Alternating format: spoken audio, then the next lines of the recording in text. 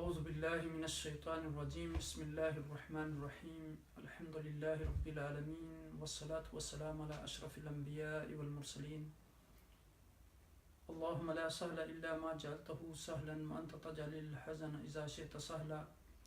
اللہم رب اشرح لي صدری ویسر لي امری واحلل عقدۃ من لسانی یفقهوا قولی اللہم رب زدنا علما اللہم رب زدنا علما اللہم رب زدنا علما اللہم صلی علی سیدنا محمد وعلی آل سیدنا محمد واصحاب سیدنا محمد وبارک وسلم علیہ۔ اللہ پاک کی حمد و ثنا اور آقا دو جہاں نبی مکرم تاجدار عرب و عجم سید المرسلین خاتم النبیین کی ذات گرامی پر درود و سلام کے بعد رب کائنات کا احسان عظیم ہے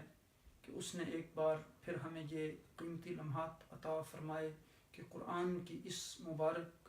روحانی مجلس میں ہم مل بیٹھ کر قرآن حکیم کی چند آیات کو سمجھنے، ان پر عمل کرنے اور ان کا پیغام دوسرے لوگوں تک پہنچانے کا ذریعہ بنے۔ الحمدللہ پچھلی آیات جن پر ہم نے گفتگو کی تھی پچھلے درس اور اس سے گزشتہ درس میں، اس میں اسلامی نظام زندگی میں انفاق فی سبیل اللہ اور صدقہ کا دستور جو ہے وہ بیان کیا گیا تھا، کانسٹیٹیوشن۔ اور یہاں انفاق اور صدقے کا بالمقابل اس کا صفحہ الٹ دیا جاتا ہے، اور اس کے مقابلے میں جو چیز ہے دوسرا نظام وہ سود کا نظام ہے۔ یہاں اس کے ظالمانہ اور سیاکارانہ نتائج ان پر گفتگو ہے۔ اب دیکھیں کہ صدقہ میں تو احسان، پاکیزگی، ہمدردی، رواداری، محبت، دوسروں کے ساتھ احسان، دوسروں کی خیر خواہی ہوتی ہے، لیکن اور اس میں یعنی طہارت اور پاکیزگی ہوتی ہے اور باہمی تعاون اور تکافل کا وہ نظام ہے، جبکہ سودی نظام میں بخل، کنجوسی، گندگی، نجاست، خود غرضی اور ذاتی مفاد ہے۔ یعنی صدقہ کا خلاصہ یہ ہے کہ اس دنیا میں مال کو ترک کر لیا جاتا ہے اور بظاہر اس کا کوئی الٹرنیٹ یعنی کوئی عوض، کوئی مقابل اس کا نہیں لیا جاتا۔ اور ربا کا خلاصہ یہ ہے کہ قرض روپیہ واپس لینے کے ساتھ ساتھ سود خور کچھ زیادہ بھی وصول کرتا ہے۔ اب دیکھیں کہ یہی وجہ ہے کہ اگر صدقہ روشن صفحہ ہے تو سود اس کے بالمقابل ایک جو ہے تحریک صفحہ ہے، اندھیرا ہے۔ اب دیکھیں کہ گزشتہ درس میں ہم نے جو انفاق سبیل اللہ کے موضوع پر گفتگو کی تھی، وہاں رب کائنات نے یہ حکم دیا کہ رات کو بھی صدقہ کرو، دن کو بھی صدقہ کرو، اعلانیہ طور پر بھی صدقہ کرو اور خفیہ طور پر بھی صدقہ کرو۔ تو آپ تصور کریں کہ جس معاشرے میں صدقہ دینے کا یہ تصور ہو کہ وہاں رات کو بھی صدقہ دیا جائے، دن کو بھی صدقہ دیا جائے، چھپ کر بھی صدقہ دیا جائے، اعلانیہ طور پر بھی صدقہ دیا جائے، تو اس معاشرے میں کتنی خیر پھیلے گی اور وہ معاشرہ کتنا اچھے نہج پر استوار ہوگا۔ اب دیکھیں کہ اسلام نے لوگوں کو دینے کا مزاج دیا، یعنی کتنی عرصہ ان کی ذہن سازی کی گئی۔ اب دیکھیں کہ نماز کا حکم آیا، دوسرے بے شمار احکامات آئے، تو یہ سود کی آیات جو ہیں یہ سب سے آخر میں آ کے سود کی حرمت ہوئی۔ تو اب اس سے اندازہ کر لیں کہ یعنی اسلام کوئی بھی ایسی چیز نہیں کرتا جس میں ظلم و زیادتی ہو، جس میں عدل و انصاف نہ ہو، بلکہ ہمیشہ جب ایک چیز سے اسلام منع کرتا ہے تو اس کا الٹرنیٹ دیتا ہے۔ تو اب یہاں دیکھیں کہ اس کو ایک طرف اسلامی نظام ہے، دوسری طرف سودی نظام ہے، ایک طرف رحمان کا نظام ہے، دوسری طرف شیطان کا نظام ہے۔ تو اب دیکھیں کہ یہاں یعنی ایک طرف لوگوں کے دلوں میں مال کا لالچ، حرص، طمع ہے،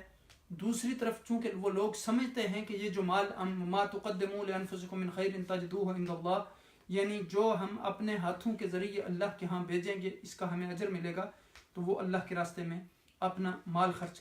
کرتے ہیں۔ اور بیسیکلی جو اس کا فلسفہ ہے جو پیچھے ہم نے یعنی بھی بیان کیا تھا کہ کئی لا یکونو دولتم بین الاغنیاء منکم، تاکہ وہ تمہارے مالداروں کے درمیان گردش نہ کرتا رہے۔ آپ یعنی دیکھیں سودی نظام کا اساسی تصور یہ ہے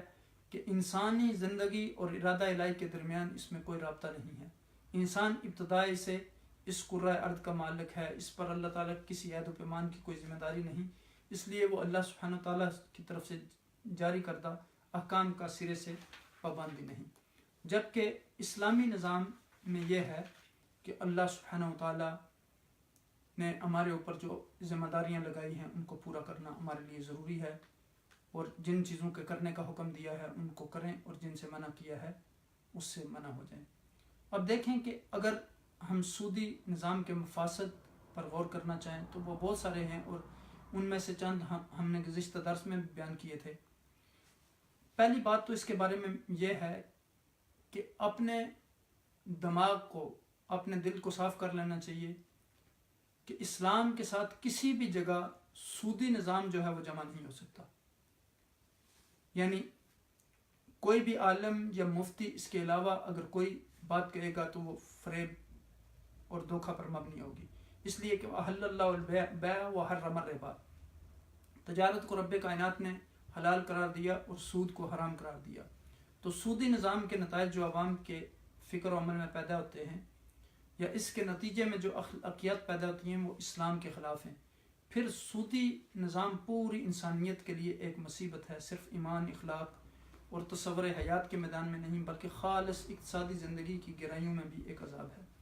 پھر اسلام میں عملی نظام اور اخلاقی نظام کا بام چولی دامن کا ساتھ ہے۔ اسلام میں یہ تصور ہے کہ اپنے تمام معاملات اور تصرفات میں انسان اس کا پابند ہے کہ وہ اس کرۂ ارض پر اللہ کا نائب ہے، ڈپٹی ہے۔ پھر سودی کاروبار کے نتیجے میں لازماً انسانی ضمیر مردہ اور خراب ہوتا ہے، انسان کے اخلاق خراب ہو جاتے ہیں، دوسرے بنی نوع انسان کے حق میں ایک سود خوار کا رویہ اور اس کے جذبات اچھے نہیں رہتے، انسانی معاشرہ کی زندگی دو بار ہو جاتی ہے، معاشرے کی اجتماعی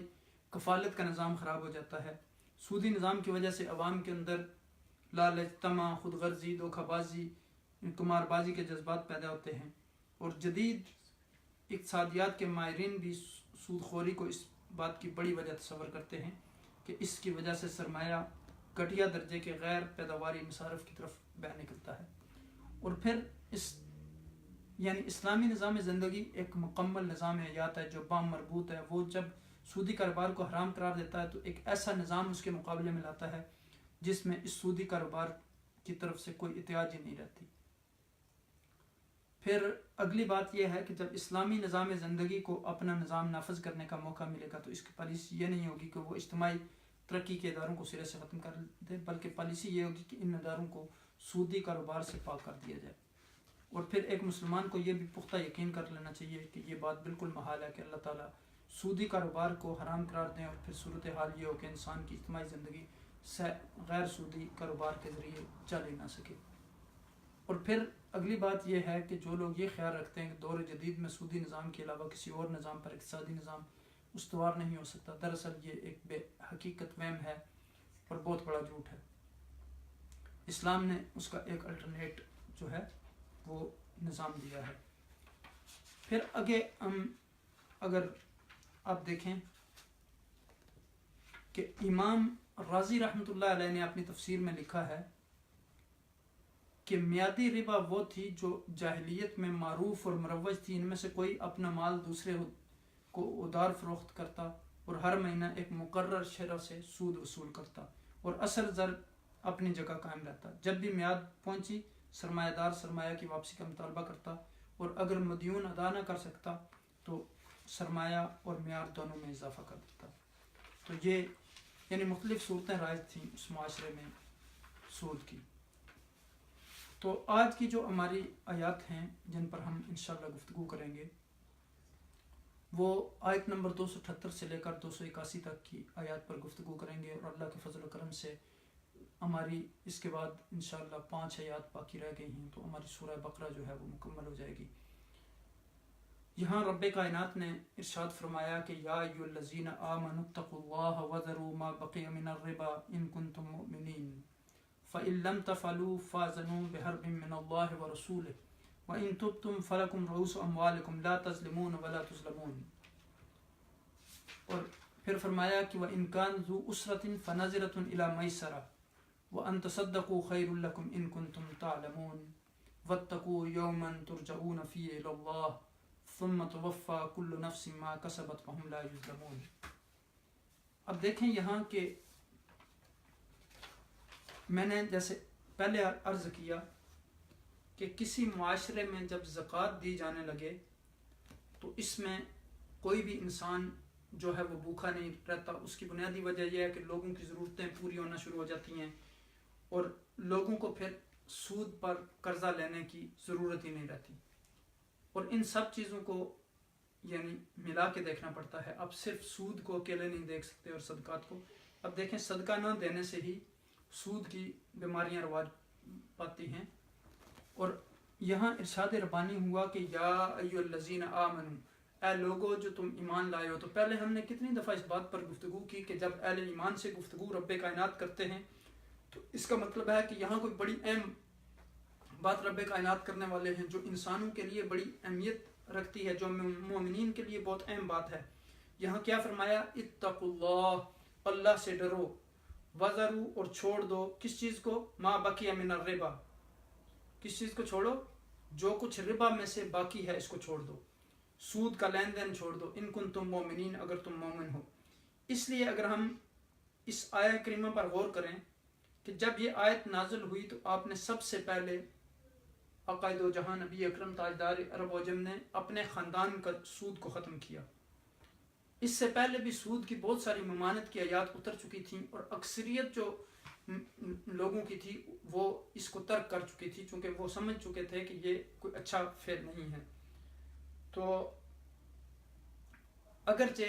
حرمت کے آخری الفاظ یہی اسی آیت کریمہ میں آئے، لیکن لوگ اس چیز کو جان چکے تھے کہ یہ خرابی کا عمل ہے، گناہ کا فعل ہے، تو انہوں نے اس کو ترک کر دیا تھا۔ لیکن جو لوگ باقی سود کی رقم تھی، کچھ لوگ ایسے تھے جنہوں نے سود لوگوں کو دیا ہوا تھا، اور جب یہ آیت کریمہ نازل ہوئی تو اس کے بعد بھی وہ لوگوں سے سود کا مطالبہ کرتے تھے۔ تو اس طرح کا معاملہ ایک جو ہے بنی ثقیف اور بنی مخزوم کے درمیان بھی پیش آیا تھا۔ تو جب انہوں نے مطالبہ کیا تو انہوں نے کہا کہ ہم مسلمان ہونے کے بعد اس کو دیں گے۔ پھر نبی اکرم صلی اللہ علیہ وسلم تک یہ معاملہ پہنچا،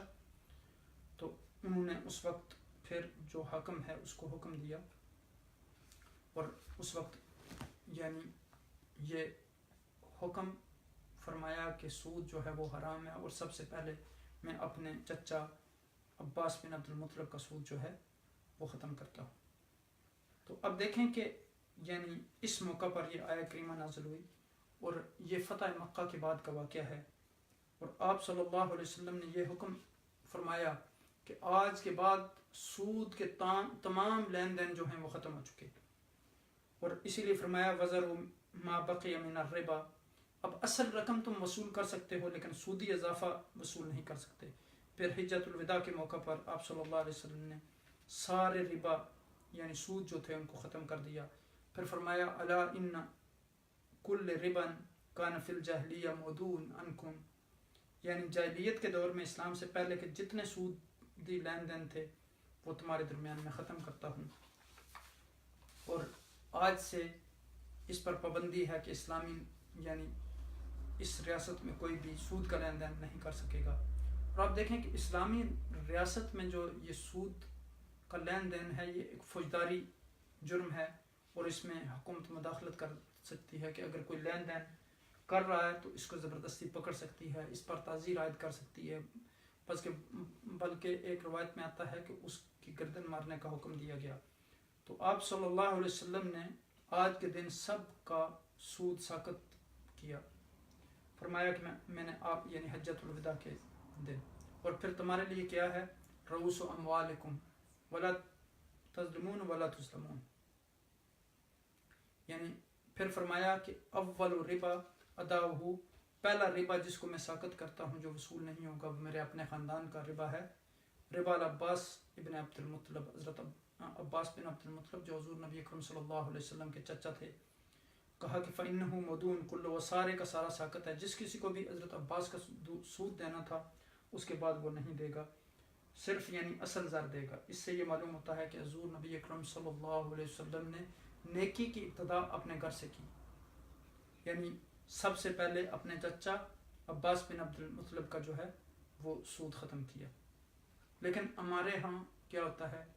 کہ ہم دوسروں کی طرف دیکھتے ہیں, دوسروں کو نصیحت کرتے رہتے ہیں, لیکن اپنی طرف کوئی خیال نہیں ہوتا. تو آقا دو جہاں نبی اکرم صلی اللہ علیہ وسلم نے ابتدا اپنے گھر سے کی, اپنے خاندان سے کی. یعنی جو بھی چیز آپ نے باہر سکھائی تو سب سے پہلے اس کی ابتدا اپنے گھر سے کی. اور حجت الوداع کے موقع پر بے شمار یعنی ہزاروں کی تعداد میں لوگوں کے سامنے آپ نے یہ اعلان کیا کہ سب سے پہلا سود میں جو ساقط کرتا ہوں. تو یعنی اس کا یعنی اب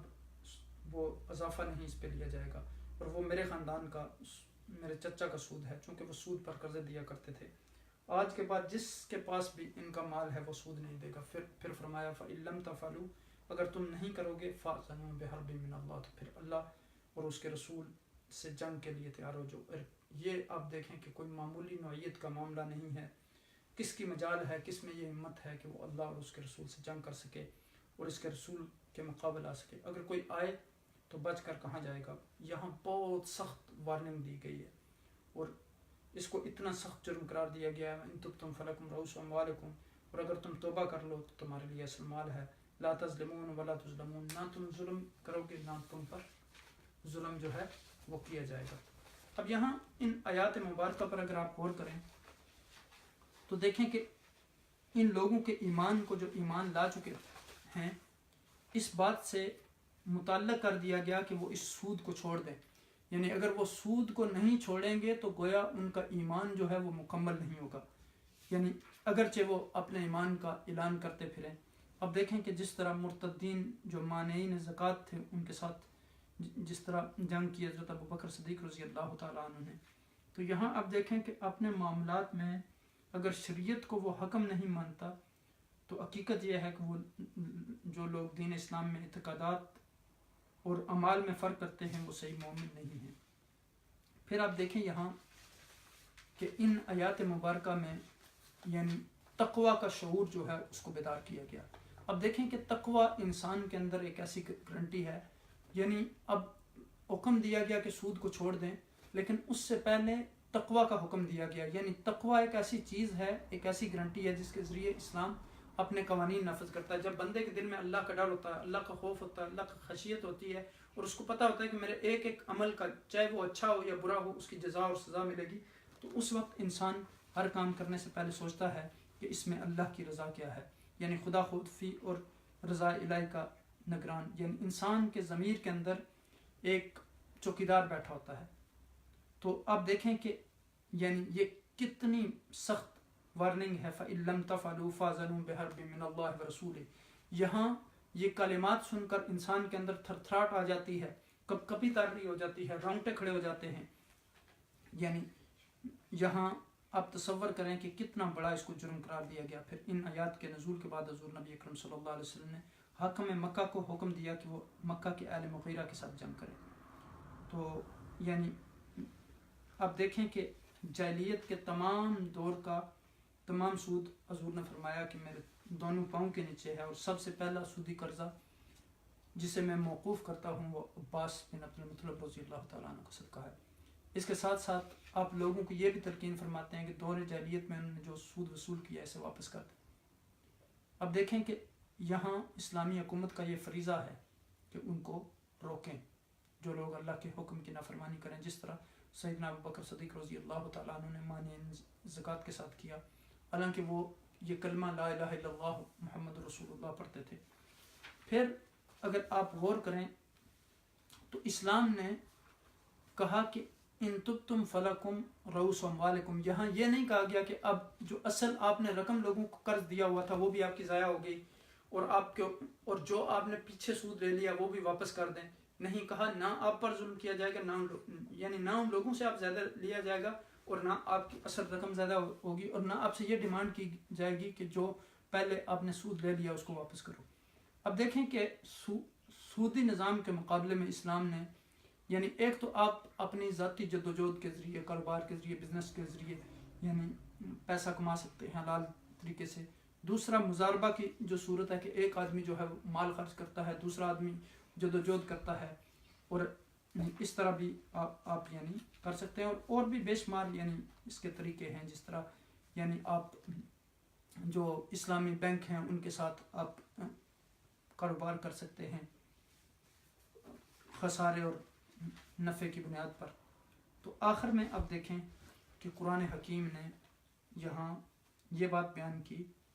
کہ وَإِن كَانَ ذُو أُسْرَةٍ فَنَظِرَةٌ إِلَى مَيْسَرَةٍ۔ اب کہا کہ اب دیکھیں کہ وہاں سودی نظام، کل بھی میں نے آپ کے سامنے عرض کیا تھا کہ رومن قانون جو تھا اس میں یہ تھا کہ اگر ایک آدمی قرض نہیں دے سکتا تو اس کو قتل کر دیا جائے یا اس کو غلام بنا لیا جائے، لیکن یہاں اسلامی نظام میں یہ حکم دیا گیا، اگرچہ اب بعض یورپی ممالک نے اس قانون کو بھی یعنی تبدیل کر لیا ہے، اور اب کسی یعنی جو قرض دینے والا ہے اس کو قید کرنا وہ اس کو جائز نہیں سمجھتے، لیکن یہاں اسلام نے کتنا پیارا یعنی ہمیں ایک حکم دیا اور کتنا پیارا نظام سکھایا کہ اگر ایک آدمی تنگ دست ہے، اس کے پاس پیسے نہیں ہیں، فرمایا کہ وَإِن كَانَ ذُو أُسْرَةٍ، اگر وہ تنگ دست ہے، فَنَظِرَةٌ إِلَى مَيْسَرَةٍ، تو اس کو مہلت دیں اس وقت تک جب تک کہ اسے آسانی میسر ہو جائے۔ وَأَن تَصَدَّقُوا خَيْرٌ لَكُمْ، اگر آپ معاف کر دیں، صدقہ دے دیں تو وہ زیادہ بہتر ہے، إِن كُنتُمْ تَعْلَمُونَ، اگر تم سمجھو، یعنی تمہارا یہ فرض، قرض دار تنگ دست ہو تو ہاتھ کھلنے تک اسے مہلت دو، اور جو صدقہ کر دو تو یہ تمہارے لیے زیادہ بہتر ہے اگر تم سمجھو۔ یہ دیکھیں کہ یہاں یعنی پورے معاشرے کے لیے بھی یہ حکم جو ہے وہ رحمت و شفقت ہے جس معاشرے میں ہم رہتے ہیں، اور یہاں سودی نظام کی طرح نہیں ہے کہ خود غرضی، لالچ، بخل۔ یہاں یہ کہا گیا، پہلی بات یہ ہے کہ اسے مہلت دو جب تک کہ اسے آسانی ہو جائے، اور یہاں یعنی بے شمار اس کا اجر بیان کیا گیا، بے شمار اس روایات میں، کہ ایک روایت میں آتا ہے کہ جتنی آپ مہلت دیتے ہیں اتنے عرصے تک آپ کو اتنا اجر ملتا رہتا ہے، اور قیامت کے دن اللہ کے سائے کے نیچے سب سے پہلے جو شخص ہوگا وہ جس نے دوسرے کے ساتھ تنگ دست کے ساتھ آسانی کا معاملہ کیا۔ تو آپ اس سے تصور کر سکتے ہیں کہ یعنی کتنا پیارا نظام ہے اسلام کا۔ یعنی یہ نہیں کہا گیا کہ اس کے لیے عرصہ حیات جو ہے تنگ کر دیا جائے، اس کو مجبور کیا جائے، بلکہ کہا گیا کہ اس کے ساتھ آسانی کا معاملہ کیا جائے۔ اور پھر آپ دیکھیں کہ یعنی مہلت کے علاوہ قرآن حکیم نے دوسرے جگہ بھی ایسے نادار قرض داروں کے لیے زکوٰۃ کی مد میں بھی، یعنی انما الصدقات للفقراء والمساکین والغارمین، تو غارم سے مراد قرض دار ہیں جو قرضوں کے یعنی بوجھ تلے دب جاتے ہیں، وہ قرض دار نہیں جو اپنی عیاشیوں کے لیے قرضہ لیتے ہیں۔ تو پھر آخر میں فرمایا کہ واتقوا یوما ترجعون فیہ الی اللہ، اس دن کی رسوائی اور مصیبت سے بچو جب تم اللہ کی طرف واپس ہوگے، ثم توفی کل نفس ما کسبت، ہر شخص کو اس کی کمائی ہوئی نیکی یا بدی کا پورا بدلہ دیا جائے گا، وہم لا یظلمون، کسی پر ظلم نہیں ہوگا۔ یہ وہ دن ہوگا جس میں سب اللہ کی طرف لوٹیں گے اور ہر شخص کو اس کی کمائی کا پوری یعنی دی جائے گی اس کا بدلہ، اور وہ دن جو ہے وہ بڑا ٹف، بڑا ہارڈ اور بڑا مشکل ہوگا، اور اس دن کی بابت مسلمان کے دل میں بڑا خوف پایا جاتا ہے۔ مومن کے ضمیر کی گہرائیوں میں شاید قیامت کا نقشہ اور اس کی جو ہولناکیاں ہیں وہ موجود ہوتی ہیں،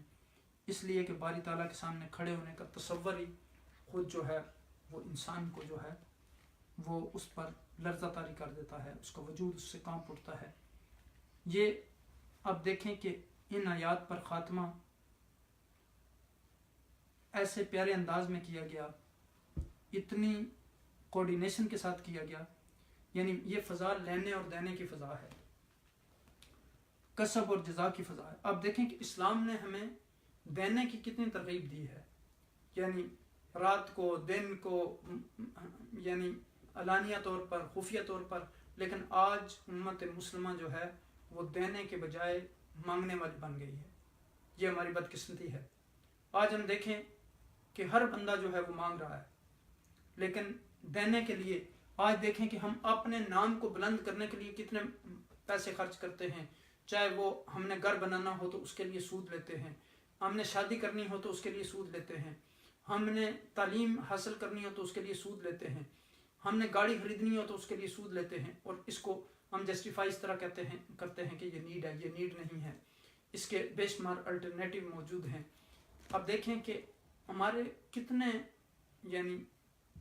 ایسے لوگ ہیں کہ جو اپنے ملکوں میں جا کر بڑی بڑی بلند عمارتیں اپنے لیے بناتے ہیں، شادیاں بڑے عالیشان طریقے سے کرتے ہیں، لیکن کتنے لوگ ہیں جو یہ سوچیں کہ ہم کسی طالب علم کے لیے کوئی اسکالرشپ اس کو دے دیں، کوئی یونیورسٹی بنا دیں، کوئی کالج بنا دیں، کوئی اسکول بنا دیں، کوئی ڈسپینسری بنا دیں۔ اس پر کبھی ہم نے نہیں سوچا، اور یہ جتنا بھی ہم کر رہے ہیں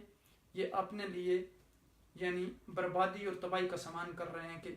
صرف شو آف کرنے کے لیے شادی ہم نے بہت بڑی کی ہے، اب میرا مکان بہت بڑا ہے لوگوں کے سامنے۔ تو آپ تصور کریں کہ ان مکانوں کی اور ان کی کیا حیثیت ہے، جب آپ کی روح پرواز کرے گی تو یہ ساری چیزیں آپ کے پیچھے رہ جائیں گی، اور قبر میں پتہ نہیں ہمیں کتنی جگہ میسر ہوگی۔ تو ان چیزوں پر بھی ذرا ہمیں غور کرنا چاہیے کہ رب کائنات نے اگر ہمیں یہ نعمتیں عطا کی ہیں تو تقوی اور خدا خوفی ہمارے اندر ہونی چاہیے، اور ہمارا ضمیر جو ہے وہ زندہ ہونا چاہیے، تاکہ ہمیں رائے فرار کا راستہ نہ مل سکے۔ یہ اب یعنی اگر آپ غور کریں تو اسلام کا جو مالی نظام ہے وہ بامی مودت اور رحمت پر مشتمل ہے، ہمدردی پر مشتمل ہے، خیر خواہی پر مشتمل ہے، محبت پر مشتمل ہے،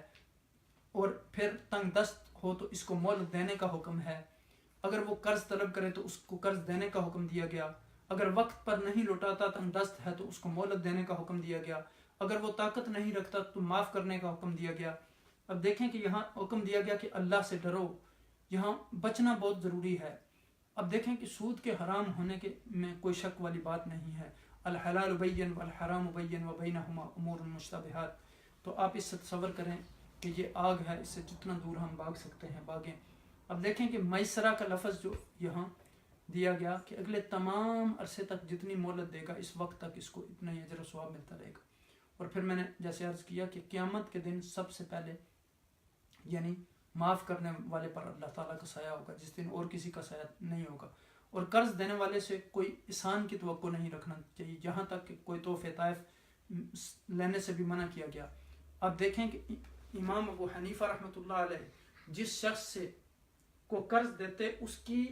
مکان کی دیوار کے سائے کے نیچے بھی کھڑے نہیں ہوتے تھے۔ تو آپ اس سے تصور کریں کہ ان لوگوں کا زہد اور تقویٰ۔ ایک واقعہ میں آتا ہے کہ ایک جنازے کے لیے آپ تشریف لے گئے تو تمام لوگ جو ہے وہ دیوار کے سائے کے نیچے کھڑے تھے، تو آپ دھوپ میں کھڑے ہو گئے، تو کسی نے پوچھا تو انہوں نے کہا کہ مجھے شائبہ ہے کہ کہیں اس میں نفع کا پہلو نہ ہو، یعنی فائدے کا پہلو نہ ہو۔ تو آپ تصور کریں کہ وہ کتنے ان چیزوں سے بچتے تھے۔ اسی لیے کہا گیا کہ دا ما یریبک الی ما لا یریبک، ایسی چیز جو آپ کو شک میں مبتلا کرتی ہو اس چیز کی طرف چھوڑ دیں جو چیز آپ کو شک میں نہ ڈالنے والی ہو۔ تو اب یہاں دیکھیں کہ یعنی ہر کسی کے ساتھ کوئی ناانصافی نہیں ہوگی، ذرہ برابر نیکی کا اجر بھی سے لٹایا جائے گا۔ اب دیکھیں کہ یعنی یہاں زکوٰۃ اور صدقات کو عام کرنے کا حکم دیا گیا، قرضہ دینے کا حکم دیا گیا، احسان نہ لینے کا حکم دیا گیا، یعنی جس کو قرضہ دیا جائے، اور ایک دوسرے کے لیے سہولت پیدا کرنا، خیر خواہی، ہمدردی کے جذبات، دوسروں پر ظلم و زیادتی نہ کرنا۔ اور اب دیکھیں کہ سود جو ہے وہ سب سے آخر میں حرام ہوا، اور بعض روایت میں آتا ہے کہ 7 دن کے بعد حضور نبی اکرم صلی اللہ علیہ وسلم کا وصال ہو گیا، بعض میں آتا ہے 9 دن کے بعد، اور بعض روایات میں زیادہ کا بھی تذکرہ آیا ہے، لیکن یہ کہتے ہیں کہ آخری آیت تھی جو حضور نبی اکرم صلی اللہ علیہ وسلم پر نازل ہوئی قرآن کی۔ تو اب دیکھیں کہ لوگوں کو کس طریقے سے یہاں تیار کیا گیا، اور آج ہماری بدبختی جو ہے، یہ جتنا بھی ہم ان نظاموں میں جکڑے ہوئے ہیں وہ ہمارا رشتہ جو ایمان سے ہے اس کی کمزوری کی بنیاد پر یہ ساری ہمارے اوپر چیزیں مسلط ہوئی ہیں۔ اب دیکھیں کہ یعنی گھر بنانے کے لیے، زیورات کے لیے، ہیرے جواہرات کے لیے، پلاٹ کے لیے، بلڈنگ اور پلازے بنانے کے لیے تو ہم بہت سوچتے ہیں، لیکن کبھی ہم نے سوچا کہ جس کا ہم نے اللہ نے حکم دیا ہے کہ اللہ کے راستے میں خرچ کریں، دن کو رات کو، اعلانیہ طور پر، خفیہ طور پر، تو یعنی یہ نہیں ہے کہ ایسے لوگ نہیں ہیں۔ اور آپ دیکھیں کہ ایمان کا تقاضا یہ ہے کہ جن لوگوں کے بارے میں متقین کے بارے میں شروع میں ہم نے اس بات پر بڑی تفصیل سے گفتگو کی تھی کہ وَمِمَّا رَزَقْنَاهُمْ يُنْفِقُونَ، یعنی جو رزق اللہ سبحانہ وتعالیٰ نے انہیں دیا اس میں سے وہ اللہ کے راستے میں خرچ کرتے ہیں. تو آخر میں یہاں کہا گیا کہ حرم الربا، یہ یعنی ایمانی صفات نہیں ہیں.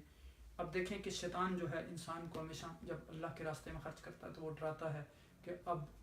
یعنی الشیطان یعدکم الفقر، یعنی اب دیکھیں کہ آپ جب مسجد کے لیے خرچ کرتے ہیں یا دینی کام کے لیے خرچ کرتے ہیں تو آپ کو ڈراتا ہے، لیکن وہی اریانی اور فاشی کے لیے جب پیسہ آپ خرچ کرتے ہیں تو اس وقت زُيِّنَ لِلنَّاسِ حُبُّ الشَّهَوَاتِ مِنَ النِّسَاءِ وَالْبَنِينَ وَالْقَنَاطِيرِ الْمُقَنطَرَةِ مِنَ الذَّهَبِ وَالْفِضَّةِ وَالْخَيْلِ الْمُسَوَّمَةِ وَالْأَنْعَامِ وَالْحَرْثِ ذَلِكَ مَتَاعُ الْحَيَاةِ الدُّنْيَا. تو اب دیکھیں کہ یہاں کبھی یعنی اب ہماری نوبت یہ آ گئی ہے کہ مساجد اور مدارس کے لیے بھی ہم نے سودی قرضے لینے شروع کر دیے، اپنے کاروباروں کے لیے سودی قرضے لینے شروع کر دیے، ہاسپٹلس کے لیے. تو یہ نیسیسٹی نہیں ہے. جیسے میں نے کل بھی اس بات پر گفتگو کی تھی کہ امام شاطبی رحمۃ اللہ علیہ نے اپنی کتاب الموافقات میں بڑی تفصیل سے مقاصد شریعہ پر گفتگو کی ہے اور ضروریات اور حاجیات اور تحسینیات پر. تو آج ہم نے یعنی جو ہماری حاجیات ہیں ان کو بھی ہم سمجھتے ہیں کہ یہ شاید نیڈ ہیں، تو وہ نیڈز نہیں ہیں. یہ میری کتاب ہے، اس میں سے یعنی اس کتاب کا نام ہے فتاوی معاصرہ دراسہ و تعلیل المجامع الفقیہ نموذجن. تو اس میں نے یعنی اس پر بھی ایک جو مجلس عروبی کا فتویٰ ہے گھر خریدنے کے متعلق، یہ میں نے اس میں ذکر کیا ہے. تو اس میں انہوں نے بھی یعنی واضح طور پر کہا ہے کہ اس پر امت مجتمع ہے کہ سود جو ہے وہ حرام ہے اور یہ کبائر میں سے ہے، 7 موبقات میں سے ہے. لیکن انہوں نے کہا کہ اس میں یعنی مسلمانوں کو چاہیے کہ وہ اس کے بدائل ڈھونڈیں. کوئی بائع مرابع ہے، جیسے اسلامی بینکوں کو، اسلامی کمپنیوں کو اس کے لیے یعنی کوئی راستہ تلاش کرنا چاہیے. اور پھر کہا کہ یعنی ہمیں یہ بھی راستہ کوئی تلاش کرنا چاہیے شرعی طور پر کہ جو بنوک یعنی ربوی بنوک ہیں ان کے ساتھ مل کے مسلمانوں کو کوئی راستہ نکالنا چاہیے جو شرعی طور پر جائز ہو. جس طرح آپ دیکھیں کہ بے شمار آج کل جو بینک ہیں یعنی ہمارے یورپین بینک، انہوں نے اسلامی ممالک میں اسلامی بینک کھولے ہیں. تو لیکن یہاں اب دیکھیں کہ انہوں نے اس بنیاد پر ایک گھر خریدنے کی اجازت دی ہے اور انہوں نے اس قاعدے کو بنیاد بنایا، فقہی قاعدے کو، کہ الضرورات تبیح المعذورات، یعنی جب نیسیسٹی جو ہے وہ معذور چیزوں کو جائز کر دیتی ہے، مباح کر دیتی ہے. لیکن حقیقت یہ ہے کہ انہوں نے پھر اس حوالے سے کہ شریعت میں تنگی نہیں ہے اور یہ ان چیزوں کو بھی لیا ہے. تو حقیقت یہ ہے کہ یہ یہاں بڑا واضح حکم ہے اور اس کے الٹرنیٹ موجود ہیں. اور پھر یہاں انہوں نے بھی یعنی جو فتویٰ دیا ہے اس پر بھی یہ ہے کہ دوسرا گھر نہیں، صرف ایک گھر جو ضرورت کے لیے اگر وہ نیسیسٹی ہے تو اس کے خریدنے کی اجازت دی ہے. تو ان چیزوں پر ہمیں یعنی بڑے اچھے طریقے سے سوچنا ہوگا. آج دیکھیں کہ ہم اس معاشرے میں رہ رہے ہیں تو ہمیں یعنی بہت پہلے سوچنا چاہیے تھا کہ ہمارے اپنے کچھ اسلامی بینک ہوں، ہمارے کوئی ایسی اسلامک سوسائٹی ہوں جو لوگوں کو یعنی سود کے بغیر قرضے دیں، تو کتنے لوگوں کے مسائل حل ہو جاتے. لیکن یعنی اب بھی یعنی کوئی وقت دور نہیں ہے، یہاں بہت یعنی سرمایہ والے لوگ موجود ہیں، وہ ان چیزوں پر غور کر سکتے ہیں اور پھر اسلامی بینک خاص کر لوگوں کے لیے ان معاملات میں آسانی کر سکتے ہیں تاکہ ہم اللہ اور اس کے رسول صلی اللہ علیہ وسلم کے اس حکم پر عمل کر سکیں. اب دیکھیں کہ یہاں یعنی اعلان جنگ کے بارے میں کہا گیا جو اللہ اور اس کے رسول صلی اللہ علیہ وسلم کے حکم پر عمل نہیں کرتا. تو آپ اس سے تصور کرتے ہیں، اور جو اس پر عمل کرنے والا ہے، تنگ دست مقروض کو مہلت دینے والا ہے، اس کو اللہ سبحانہ و تعالیٰ اپنے سائے کے عرش کے سائے میں رکھے گا جس دن اور کسی کا سایہ نہیں ہوگا. تو اس سے آپ یعنی اندازہ لگا لیں کہ یہ کتنا اہم حکم ہے، جہاں یعنی ایک طرف تو سود کو حرام قرار دیا گیا، دوسری طرف یعنی اس کی سزا بیان کی گئی، اور پھر یعنی دوسری طرف اسلامی نظام میں لوگوں کو بغیر کسی یعنی عوض کے قرضہ دینے کا حکم دیا گیا، معاف کرنے کا حکم دیا گیا، اگر وہ تنگ دست ہے تو اس کو یعنی یہ حکم دیا گیا کہ اس کو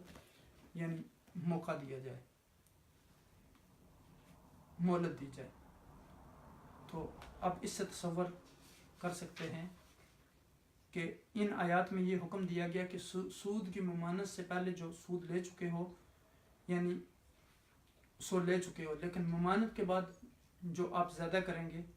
اس کو آپ چھوڑ دیں، اب اس کے بعد آپ نے زیادہ نہیں لینا، اور اگر باز نہیں آؤ گے تو پھر اللہ اور رسول صلی اللہ علیہ وسلم ایسا ہی سلوک کریں گے جیسے باغی اور مرتدوں کے ساتھ کیا جاتا ہے۔ اور اب دیکھیں کہ جہاں اسلام نے یہ نہیں کیا کہ یعنی صرف سود نہ لینے کا حکم دیا اور پھر کہا کہ جو سود لیا وہ بھی واپس کر دیں، بلکہ معاشرے میں عدل و انصاف قائم رکھنے کے لیے کہا کہ نہ آپ پر زیادتی ہوگی اور نہ یعنی آپ پر ظلم کیا جائے گا اور نہ دوسرے لوگوں پر آپ ظلم کریں۔ تو تنگ دست آدمی کے قرض وصول کرنے میں رعایت کرو، لین دین کے وقت اگلی آیت آ رہی ہے کہ اس میں یعنی لکھت پڑھ کرو۔ اب دیکھیں کہ یہاں یعنی ضرورت اس بات کی ہے کہ ہم ان آیات کو صحیح طریقے سے سمجھیں، یعنی یہ بہت اہمیت کی حامل آیات ہیں جس میں واضح طور پر یہ حکم دیا گیا پچھلی آیت میں کہ یعنی وہ لوگ جو ایمان لائے، انہوں نے اعمال صالحہ کیے، انہوں نے نماز قائم کی، انہوں نے زکوٰۃ کی، ان کے لیے بہت بڑا اجر ہے ان کے رب کے پاس، اور ان کو نہ ڈر ہوگا نہ خوف۔ میں نے بتایا تھا کہ ڈر اور خوف سودی نظام کے ذریعے ختم نہیں ہو سکتا، بلکہ اللہ کے راستے میں اپنا مال خرچ کرنے کے ذریعے ختم ہو سکتا ہے۔ تو آپ اس سے اندازہ لگا سکتے ہیں کہ ان دونوں یعنی نظاموں میں کتنا فرق ہے۔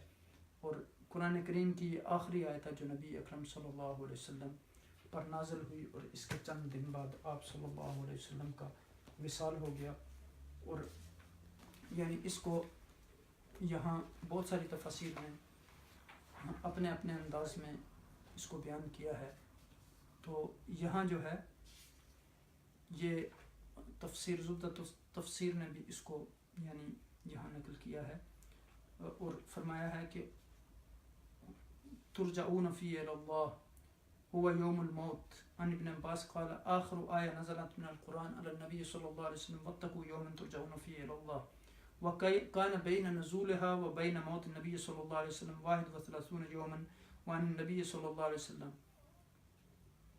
قال كان تاجر يداين الناس فإذا رأى موسرا قال للفتيان تجاوزوا عنه لعل الله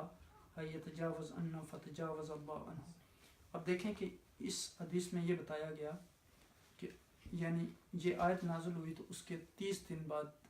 یعنی حضور نبی کریم صلی اللہ علیہ وسلم کا وصال ہوا، لیکن دوسری روایات میں آتا ہے کہ 7 دن یا 9 دن۔ تو اب دیکھیں کہ یہاں یہ بھی فرمایا گیا کہ حضور نبی اکرم صلی اللہ علیہ وسلم نے فرمایا کہ اگر آپ کسی یعنی تنگ دست کو دیکھیں تو اس کے ساتھ آسانی کریں، ہو سکتا ہے اللہ سبحانہ و تعالیٰ آپ کے ساتھ جو ہے وہ آسانی کا معاملہ فرمائیں۔ تو یہاں یہ تفسیر ابن کثیر میں اس پر یعنی مزید تفصیل کا موقع نہیں ہے، یعنی اس میں بہت ساری جو میں نے آپ کے سامنے وہ یعنی بنی عمر اور بنی مخزوم کے قبیلے بنو مغیرہ کے بارے میں سودی جو کاروبار ایک دوسرے کے ساتھ کرتے تھے اس روایت کو بھی نقل کیا ہے، اور یعنی اور بھی بہت ساری روایات اس میں نقل کی ہیں مسند امام احمد بن حنبل کی یعنی، اور اسی طرح یعنی اس روایت کو بیان کیا ہے کہ جو شخص جو ہے قیامت کے دن خدا تعالیٰ کے عرش کا سایہ چاہتا ہو تو وہ ایسے تنگی والے شخص کو مہلت دے یا معاف کر دے۔ تو آپ اس سے اندازہ لگائیں۔ پھر حضرت برائدہ رضی اللہ تعالیٰ نے کہا کہ پہلے تو آپ نے ہر دن اس کے مثل ثواب ملنے کا فرمایا تھا، اور آج یعنی جتنا آپ مہلت دیں گے اتنا اس کو ثواب ملتا رہے گا اس شخص کو جو مہلت دینے والا ہے۔ تو آپ اس سے تصور کریں کہ ایک انسان کو اتنا بڑا اجر ملے کہ رب کائنات اپنے عرش کے سائے کے تلے اس کو جگہ دیں، یوم لا ظل الا ظلہ۔ تو اللہ سبحانہ و تعالیٰ سے دعا ہے کہ وہ ہمیں ان آیات مبارکہ پر عمل کرنے کی توفیق عطا فرمائے۔ آخر میں یہاں یعنی بڑا لطیف اشارہ کیا گیا کہ واتقوا یوما ترجعون فیہ الی اللہ، یعنی ایک انسان کو اس چیز کا احساس دلایا گیا کہ زندگی چند لمحوں کی ہے، چند دنوں کی ہے، چند مہینوں کی ہے، چند سالوں کی ہے، اس کے بعد آپ نے رب کائنات کے پاس جانا ہے اور آپ نے جو بھی عمل کیا ہے اللہ کے ہاں آپ کو اس کے لیے جواب دہ ہونا ہے. تو اس لیے آپ کسی پر ظلم و زیادتی نہ کریں اور نہ آپ پر ظلم و زیادتی ہو. اللہ سبحانہ وتعالیٰ ہمیں سودی نظام سے بچنے کی توفیق عطا فرمائے اور اپنا مال اللہ اور اس کے رسول صلی اللہ علیہ وسلم کے راستے میں خرچ کرنے کی توفیق عطا فرمائے. حضور نبی اکرم صلی اللہ علیہ وسلم نے فرمایا کہ ما نقص مال من صدقہ، جو بندہ اللہ سبحانہ وتعالیٰ کے راستے میں اپنا مال خرچ کرتا ہے اس کے مال میں کمی واقع نہیں ہوتی. وما تقدموا لانفسکم من خیر تجدوه عند اللہ، یعنی قرآن میں کہا گیا کہ جو اپنے ہاتھ کے ذریعے آپ آگے بھیجیں گے اس کو آپ اپنے سامنے پائیں گے. اسی طرح حضور نبی اکرم صلی اللہ علیہ وسلم نے فرمایا کہ شیئان لیس افضل منہما الایمان باللہ والنفع بالمسلمین، یعنی دو چیزوں سے زیادہ بہتر کوئی چیز نہیں ہے، ایک اللہ پر ایمان لانا اور ایک دوسرے لوگوں کو نفع پہنچانا. پھر یعنی حضور نے فرمایا کہ اذا مات ابن آدم انقطع عمله الا من ثلاث صدقۃ جاریۃ وعلم ينتفع به وولد صالح يدعو له، یعنی انسان کی روح جب پرواز کرتی ہے تو ساری چیزیں ختم ہو جاتی ہیں، لیکن صدقہ جاریہ اور علم نافع جو آپ نے خود سیکھا اور دوسرے لوگوں کو سکھایا اور آپ کے نیک اولاد جو آپ کے لیے دعا کرے گی، یہ چیزیں ہمیشہ باقی رہنے والی ہیں. اللہ سے دعا ہے کہ وہ ہمیں ان آیات کو صحیح طریقے سے سمجھنے، ان پر عمل کرنے اور ان کا پیغام دوسرے لوگوں تک پہنچانے کا ذریعہ بنائے. جس طرح آپ مختلف ویڈیوز کو دوسرے لوگوں کے ساتھ شیئر کرتے ہیں قرآن کے اس پیغام کو پھیلانے کے لیے، جو حضور نبی اکرم صلی اللہ علیہ وسلم کا معجزہ خالدہ ہے اور جس کے بارے میں حضور نے فرمایا خیرکم من تعلم القرآن وعلمہ، تم میں سب سے بہتر وہ ہے جو خود قرآن سیکھتا ہے اور دوسرے لوگوں کو سکھاتا ہے. آئیے مل کر قرآن کے اس پیغام کو پھیلانے کے لیے ہم مل کر کام کریں. اللہ سبحانہ وتعالیٰ سے دعا ہے کہ قرآن کے نور سے ہمارے دلوں کو مزین فرمائے اور قرآن کی برکات سے ہماری تمام مشکلات کو دور فرمائے اور ہمیں یہ توفیق عطا فرمائے کہ ہم قرآن کو پڑھنے، سمجھنے اور اس کا پیغام دوسرے لوگوں تک پہنچانے کا ذریعہ بنے. جزاکم اللہ خیر وما علینا الا البلاغ. السلام علیکم ورحمۃ اللہ وبرکاتہ.